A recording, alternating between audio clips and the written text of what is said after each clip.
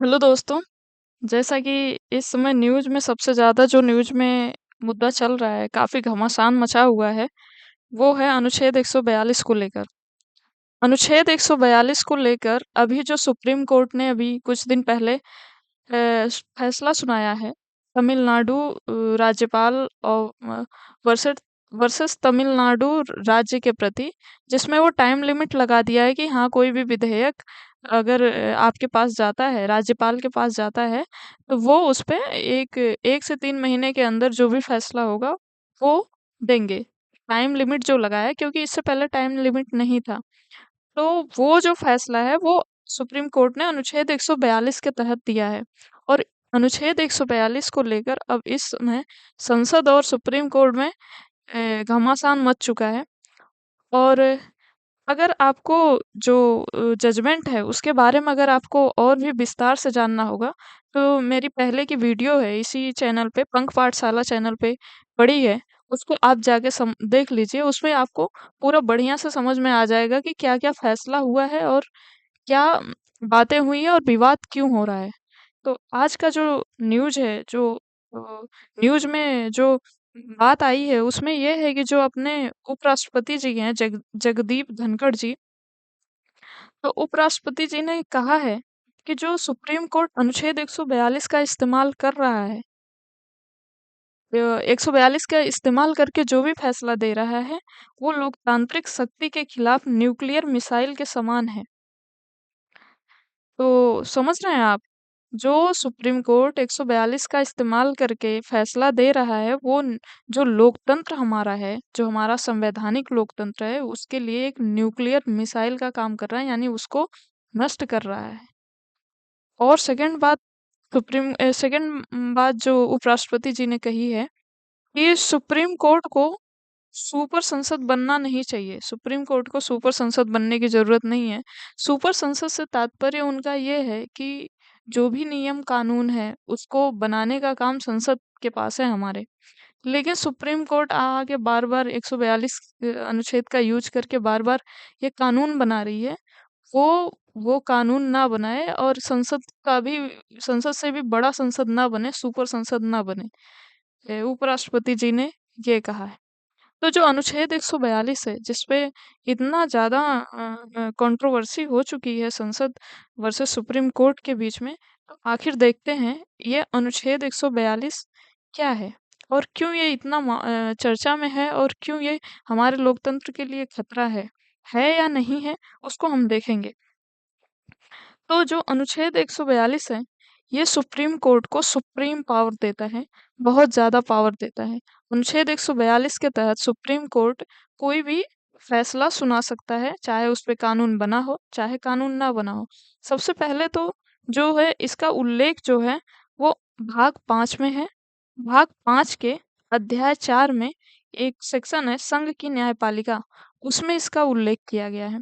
भाग 5 में हमारा संघ आता है, भाग 6 में राज्य आता है। तो जो भाग 5 है उसमें अध्याय 4 है, जिसमें एक सेक्शन है संघ की न्यायपालिका करके है, उसमें ये आता है। मोटा मोटा आप भाग 5 रखो, भाग 5 याद रखो, उससे आपका काम हो जाएगा। सेकंड पॉइंट जो है कि जिस मामले में अब तक कोई भी कानून नहीं बना है, उस पर सुप्रीम कोर्ट अनुच्छेद 142 का यूज करके कानून बना सकती है। आपको पता है कानून बनाने का काम जो है वो संसद का होता है, लेकिन सुप्रीम कोर्ट को 142 के तहत इतनी पावर दी गई है कि आज तक कोई भी कानून नहीं बना है। तो उस पे अगर सुप्रीम कोर्ट को लगेगा कि हाँ भाई इस पे कानून बनना चाहिए, तो वो खुद इसके तहत आदेश दे सकती है।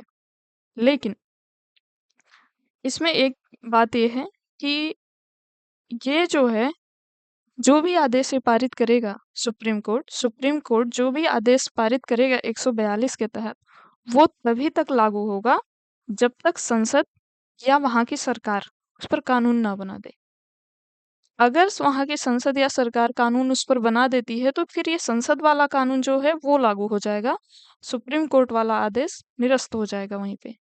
लेकिन अगर संसद उस पे कानून नहीं बनाती है, तो सुप्रीम कोर्ट वाला आदेश ही लागू रहेगा।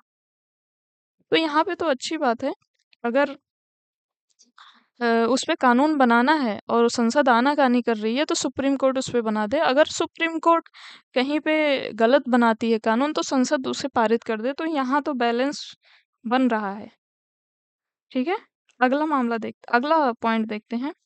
जो लंबित मामले हैं उस पर भी सुप्रीम कोर्ट ये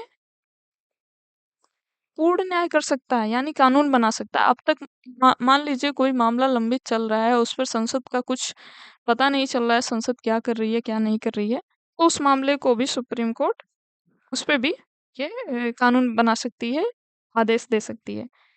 फिफ्थ है कि संवैधानिक हित, मूल अधिकार और मानवाधिकार से संबंधित अगर कोई भी विषय होगा तो सुप्रीम कोर्ट उस पे कानून बनाएगी।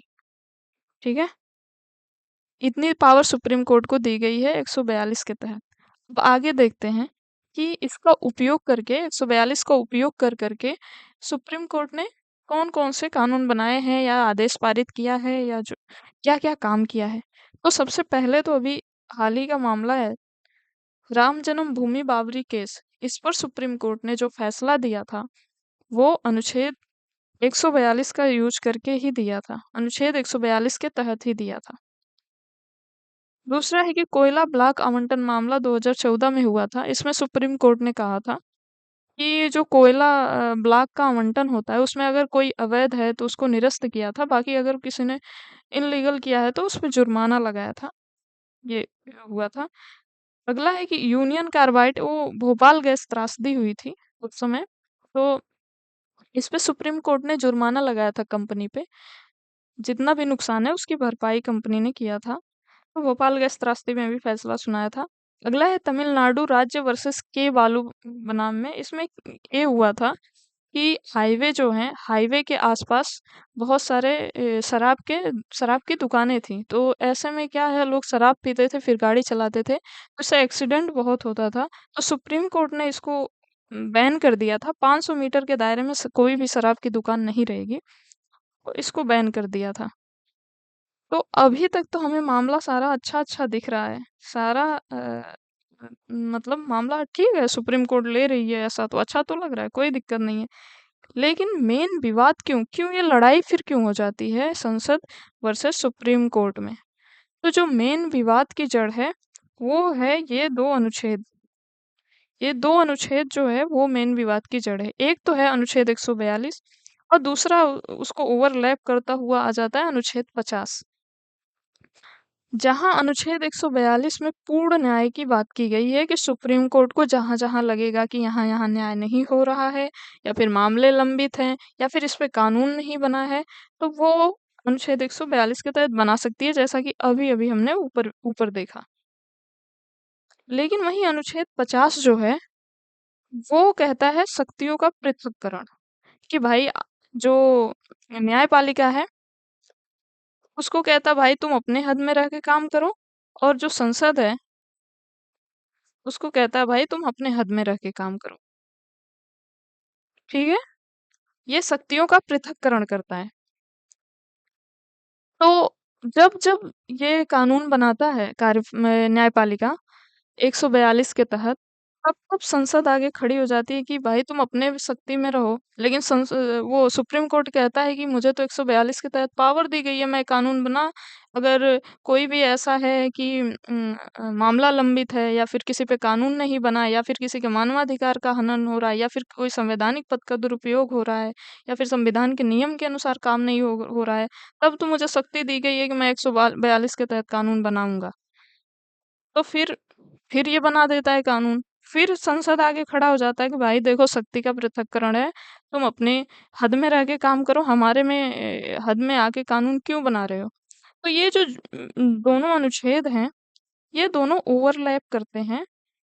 अगर इस पे कुछ कानून बना तो ये खड़ा हो जाता है आगे, और अगर नहीं बना तो न्यायपालिका को खुद लगता है कि भाई इस पे कानून बनना चाहिए। या फिर जो लीगल भी होता है कि कभी-कभी जैसे ये अभी राज्यपाल वाला मामला है, इसमें टाइम लिमिट लगाना ज़रूरी था। आप मनोनीत होके आए हो, आपकी मंशा क्या है वो कोई नहीं जानता है। लेकिन जो लोकतंत्र है, जो जनता चुनी है, वो उसका काम तो कम से कम उसका कानून तो बनना चाहिए। तो आप लेके बैठ जा रहे हो, तो ये तो टाइम लिमिट लगाना ज़रूरी है। देखो, अब ये कानून के हिसाब से तो ये सही है, ठीक है? अनुच्छेद 142 के तहत वो सुप्रीम कोर्ट कर रहा है। लेकिन फिर ये अनुच्छेद अगर 50 को देखें, तो भाई ये सब काम तो संसद का होता है, कानून बनाना, आदेश पारित करना है ऐसा। तो सुप्रीम कोर्ट क्यों कर रही है? ये विवाद तब तक चलता रहेगा, इस पे अभी तक कुछ हो नहीं पाया। मुझे लग रहा है कि इस पे ज़रूर जल्दी से जल्दी जो दोनों कार्यपालिका है और न्यायपालिका है, उसको मिलके कुछ ना कुछ इसका सॉल्यूशन ढूँढना चाहिए, ताकि जो भी ये अनुच्छेद है, जो विवाद उत्पन्न हो जाता है, वो ना हो। अगर आप लोगों को कोई ये ऐसे लगता है कि हाँ, कोई नियम बन सकता है और या फिर ऐसा कुछ नियम बन जाए जिससे ये दोनों अनुच्छेद आपस में टकराए ना, तो आप वो सजेशन ज़रूर दें, कमेंट सेक्शन में सजेशन ज़रूर दें। तो अभी मुझे लगता है कि आपको टॉपिक तो समझ में आ गया होगा कि अभी क्या मामला चल रहा है। जैसे कि जगदीप धनखड़ जी ने अभी ये कहा है कि सुप्रीम कोर्ट ये अनुच्छेद 42 का इस्तेमाल अनलीगल तरीके से कर रही है। उसको सुपर संसद कह के उसको वो ट्रोल किया है। तो फिर उसी में आ जाता है अनुच्छेद 142 पूरा। इसको हमने देख लिया है। सुप्रीम कोर्ट ने इसका यूज कहाँ कहाँ किया है उसको देख लिया है। आखिर विवाद क्यों उत्पन्न हो जाता है, तो ये दोनों अनुच्छेद के कारण हो जाता है। सुप्रीम कोर्ट 142 के तहत कानून बनाती है, संसद आगे 50 के तहत खड़ी हो जाती है कि भाई तुम अपने शक्ति में रह के काम करो और हमारे कानून क्यों बनाते हो। तो सुप्रीम कोर्ट कहता है इस पे भी तो कानून बनाना जरूरी था, तुम लोग क्या कर रहे हो। तो इसको लेकर वो कंट्रोवर्सी हो जाती है। तो इस पे कुछ ना कुछ मुझे लग रहा है, कुछ ना कुछ और भी सेक्शन इसमें कुछ जोड़ना चाहिए। तो बाकी अब इससे रिलेटेड एक क्वेश्चन देख लेते हैं और इसका जवाब आप लोग कमेंट सेक्शन में दीजिएगा। तो क्वेश्चन है, अनुच्छेद 142 के मामले में क्या सही है? ठीक है, अनुच्छेद 142 के मामले में क्या सही है? पहला है, इसका उल्लेख संविधान के भाग 6 में किया गया है। पहला है, इसका उल्लेख संविधान के भाग 6 में किया गया है। और सेकंड है, यह सुप्रीम कोर्ट के साथ साथ हाई कोर्ट को भी अनन्य शक्ति देता है, मतलब उसको भी पावर देता है। क्या अनुच्छेद 142, उसको भी आपको बताना है। आपको इसमें से बताना है कि कौन सा उत्तर सही है और कौन सा उत्तर गलत है। तो इसका जवाब आप लोग कमेंट सेक्शन में जरूर दीजिएगा और इसका सही उत्तर मैं आने वाली वीडियो में बता दूंगी। बाकी अब आप लोगों को तो टॉपिक समझ में आ गया होगा। अगर जहाँ भी नहीं समझ में आया उसके उससे रिलेटेड आप लोग पूछिएगा, मैं उसको फिर से एक्सप्लेन कर दूंगी। बाकी ओके, टेक केयर।